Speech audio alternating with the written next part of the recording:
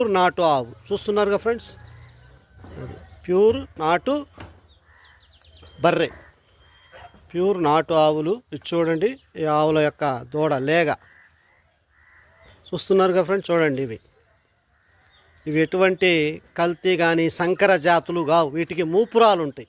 మూపురం ఉందంటే మన భారతదేశానికి సంబంధించినటువంటి ఆవులు, దూడలు ఇవన్నీ కూడా చూడండి. ఈ మూపురం ఉన్న ఆవు పాలు A2 ఆవు పాలు, A1 A2 అని ఉంటాయి. A1 ఆవు పాలు అన్నీ కూడా మన జెర్సీ ఆవు పాలు.